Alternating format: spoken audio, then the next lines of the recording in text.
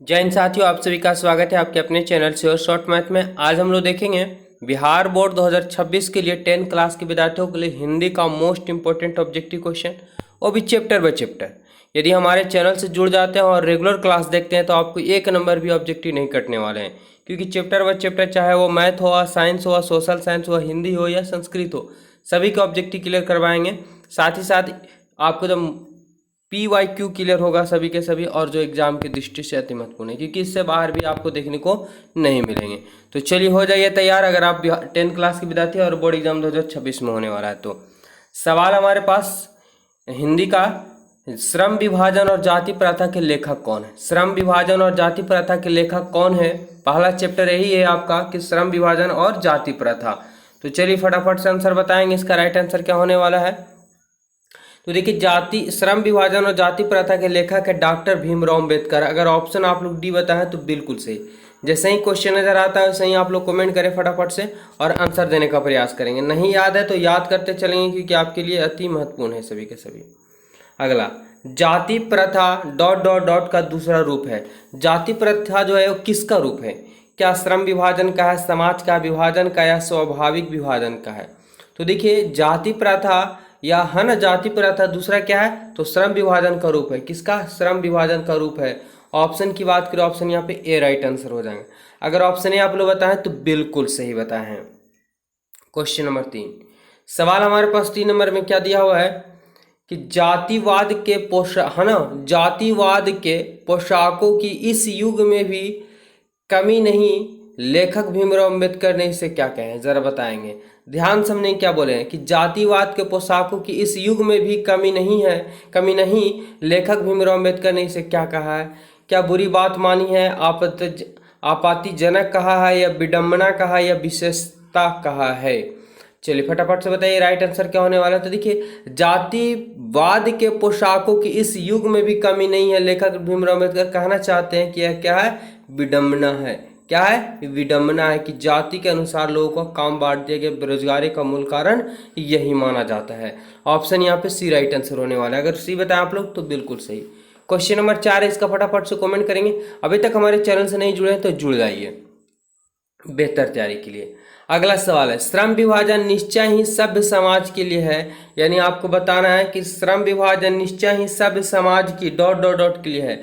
यानी स्वाभाविकता है, या आवश्यकता है, उपेक्षा है, या कलीमा है? क्या होगा राइट आंसर?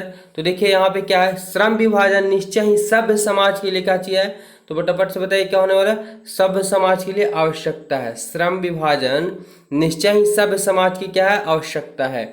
ऑप्शन यहाँ पे क्या हो जाएंगे? ऑप्शन की बात करें तो बी राइट आंसर हो जाएंगे।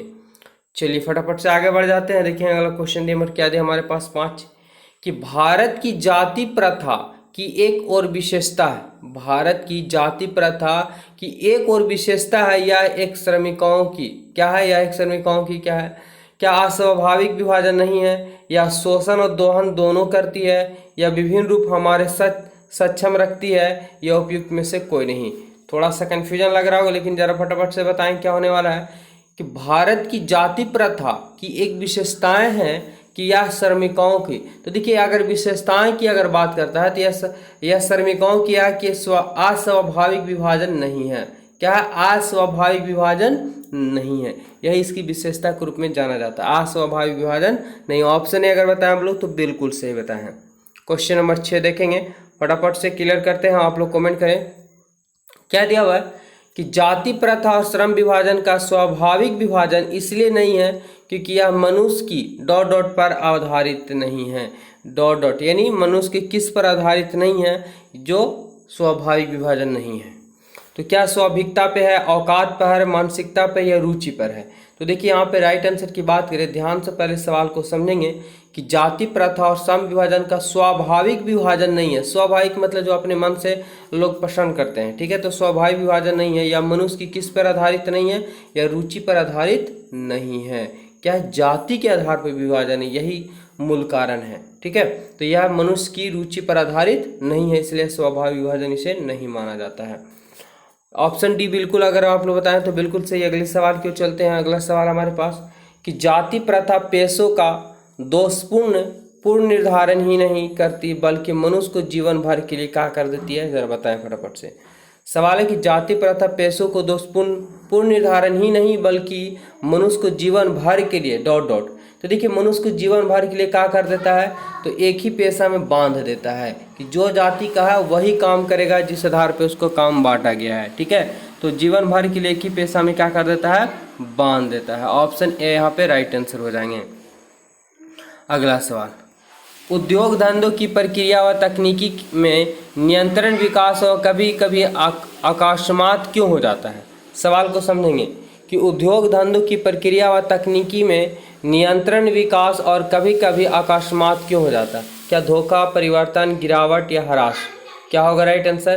तो देखेंगे कि उद्योग धंधों की प्रक्रिया व तकनीकी नियंत्रण विकास कभी कभी अकस्मात हो जाता है या परिवर्तन के कारण होते हैं। ऑप्शन की बात करें, ऑप्शन यहाँ पे बी राइट आंसर हो जाएंगे। चलिए आगे बढ़ जाते हैं। अगला सवाल हमारे पास कि बहुविधि का अर्थ है। बहुविधि का अर्थ क्या होता है, तो बहुविधि बहुत सारे यानी अनेक प्रकार से। बहुविधि का अर्थ होता है अनेक प्रकार से।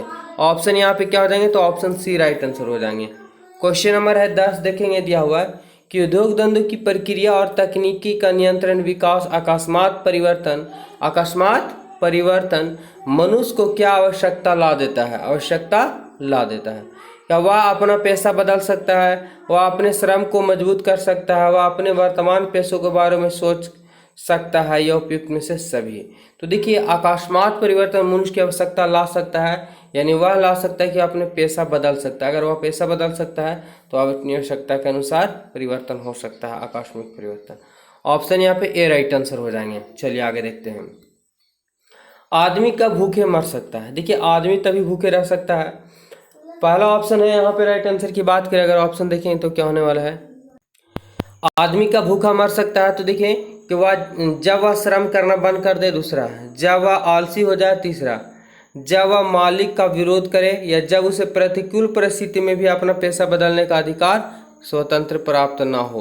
तो देखिए इंसान तभी भूखा रह सकता है जब वह प्रतिकूल स्थिति, मतलब वह दूसरा काम करना चाहता है उसके बावजूद भी उसे दूसरे काम करने की इजाज़त नहीं दी जाती है, तो ऐसी स्थिति में आदमी भूखा मर सकता है। और डॉक्टर भीमराव अम्बेडकर के अनुसार बेरोजगारी का मुख्य कारण था जाति प्रथा और श्रम विभाजन, यानी जाति के आधार पर काम को बांटना।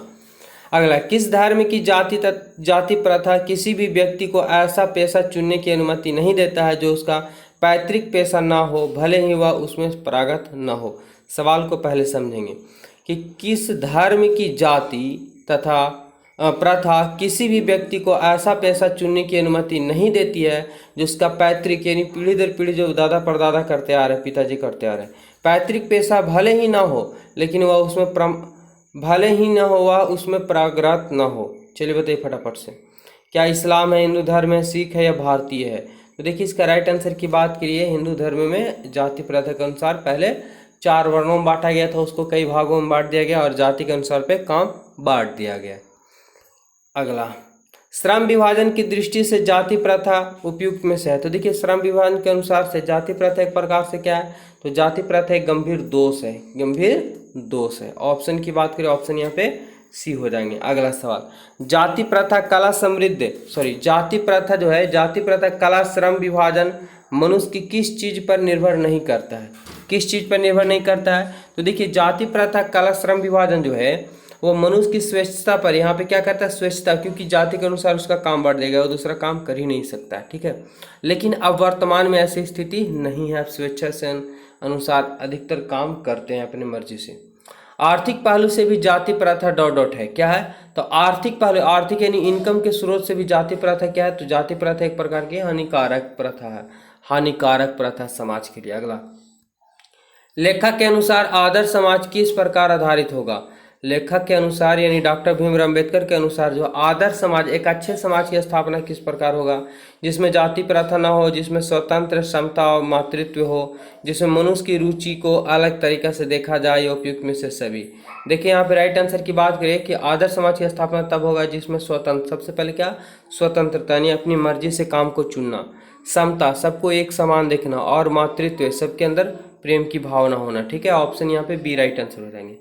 क्वेश्चन नंबर 17 देखेंगे कि भाईचारे का वास्तविक रूप क्या है, क्या है भाईचारे, भाईचारे का वास्तविक रूप क्या है? तो देखेंगे जिसमें दूध और पानी का मिश्रण हो, यही भाईचारे का वास्तविक रूप माना जाता है, यानी जो एक दूसरे से जरा सा भी पता ना चलता हो। आगे बढ़ जाते हैं। अगला सवाल है क्या हमारे पास कि जाति प्रथा भारत में बेरोजगारी का एक प्रमुख प्रत्यक्ष कारण बनी हुई है। प्रस्तुत वाक्य में किस वाक्य का उदाहरण है? सरल, मिश्र, संयुक्त या निषेधवाचक है? तो देखिए यहाँ पे राइट आंसर की बात करिए, क्या है? सरल भाषा है ना, सरल है। जाति प्रथा भारत में बेरोजगारी का प्रमुख और प्रत्यक्ष कारण बना हुआ। प्रस्तुत वाक्य किस वाक्य का उदाहरण है? सरल वाक्य, सिंपल सी बात है कि ये मूल कारण ये। अगला, स्वतंत्रता का विलोम सा, तो विलोम यानी मुहावरा यहाँ पे कुछ दिया हुआ है, चलिए बताइए। तो स्वतंत्रता का हो जाता है क्या? तो परतंत्रता हो जाता है, परतंत्रता। ऑप्शन यहाँ पे डी हो जाएंगे। श्रमिकों का पर्यायवाची निम्नलिखित में से कौन होगा? क्या दिया हुआ कि श्रमिक का पर्यायवाची यानी श्रमिकी को और किस नाम से जाना जाता है? मजदूर से, भिखारी, पेशा या धंधेबाज के नाम से जाना जाता है। याद रखेंगे कि श्रमिक यानी जिसे मजदूर भी कहा जाता है। ऑप्शन यहाँ पे ए हो जाएंगे। 21, मानव मुक्ति के परोध किसे कहा जाता है? मानव मुक्ति के परोध किसे कहा जाता है? तो देखिए मानव मुक्ति के परोध जो कहा जाता है वो डॉक्टर भीमराव अम्बेडकर को कहा जाता है। ऑप्शन यहाँ पे सी हो जाएंगे। अगला, भारत में जाति प्रथा का मुख्य कारण क्या है? भारत में जाति प्रथा का मुख्य कारण क्या है? तो देखिए जाति प्रथा का मुख्य कारण जो है वो बेरोजगारी है, क्योंकि इसी कारण से बेरोजगारी डॉक्टर भीमराव अम्बेडकर मानते हैं और बिल्कुल वास्तविकता में देखा जाता है। जाति प्रथा स्वाभाविक विभाजन नहीं है। क्यों? क्योंकि क्वेश्चन पहले भी हो चुका है कि रुचि के आधार पर अपना पेशा वो चुनने का अधिकार उसे नहीं दिया गया था, लेकिन वर्तमान में कानून के अनुसार आप कोई भी काम कर सकते हैं। लेखक बेरोजगारी का प्रमुख और प्रत्यक्ष कारण किसे मानते हैं? बिल्कुल इसी को मानते हैं, जाति प्रथा को। किसे? जाति प्रथा को। ऑप्शन की बात करें, ऑप्शन सी हो जाएंगे। अगला, आधुनिक सभ्य समाज और श्रम विभाजन को आवश्यक क्यों मानते हैं? आधुनिक सभ्य समाज श्रम विभाजन को आवश्यक क्यों मानते हैं? क्यों मानते हैं? याद रखिए, क्योंकि कार्य कुशलता के लिए माना जाता है। क्या? कार्य कुशलता के लिए माना जाता है। ऑप्शन यहाँ पे ए राइट आंसर हो जाएंगे। अंबेडकर का जन्म किस परिवार में हुआ था? बिल्कुल सबको पता होगा, भीमराव अंबेडकर का जन्म किस परिवार में हुआ था? तो इनका जन्म जो है एक दलित परिवार में हुआ था। ऑप्शन की बात करें सी, और ये सबको पता होगा यहाँ पे। अगला सवाल है, डॉक्टर भीमराव अंबेडकर ने किस प्रथा को आर्थिक पहलू से खतरनाक माना जाता है? देखिए यहाँ पे सवाल को घुमा के पूछा जाता है, लेकिन आपको कन्फ्यूजन नहीं है, सवाल को ध्यान से पढ़ने हैं, बिल्कुल आपके आंसर पता होगा। किसे माने जाते हैं? तो डॉक्टर भीमराव अंबेडकर जो है आर्थिक पहलू के लिए खतरनाक कौन है? तो जाति प्रथा।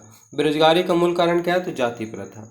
अगला, जाति प्रथा श्रम विभाजन के साथ साथ किसका रूप लिए हुए? किसका रूप लिए हुआ है? तो ये जो लिया हुआ है क्या स्वतंत्रता का? नहीं, स्वतंत्रता का तो होगा ही नहीं। मातृत्व का, श्रमिक विभाजन का, बिल्कुल इसी का लिया हुआ, श्रमिक विभाजन का। जाति प्रथा और श्रम विभाजन के साथ साथ किसका रूप लिया हुआ? तो श्रम विभाजन के काम के बंटवारा इसी के अनुसार हो जाता है। अगला, डॉक्टर भीमराव अम्बेडकर का जन्म कहाँ हुआ था? देखिए इनका जन्म की अगर हम बात करें तो इनका जन्म कहाँ हुआ था? फटाफट से बताइए आप लोग, क्या होगा राइट आंसर? महू में हुआ था, मध्य प्रदेश में हुआ था। ऑप्शन की बात करें, ऑप्शन यहाँ पे क्या हो जाएंगे? तो ऑप्शन जो है ऑप्शन ए इसका राइट आंसर हो जाएंगे। चलिए आखिरी सवाल है जिसका आंसर आप लोग कमेंट बॉक्स में देना। डॉक्टर भीमराव अंबेडकर का जन्म कब हुआ था? यानी कब हुआ था ये आप लोग कमेंट करके बताएंगे इसका फास्ट आंसर, ठीक है। और अभी तक हमारे चैनल से नहीं जुड़े हैं तो जुड़ जाइए, क्योंकि चैप्टर बाय चैप्टर सभी क्लियर होने वाले हैं, तो आपके लिए अति महत्वपूर्ण होने वाला है। जय हिंद, धन्यवाद।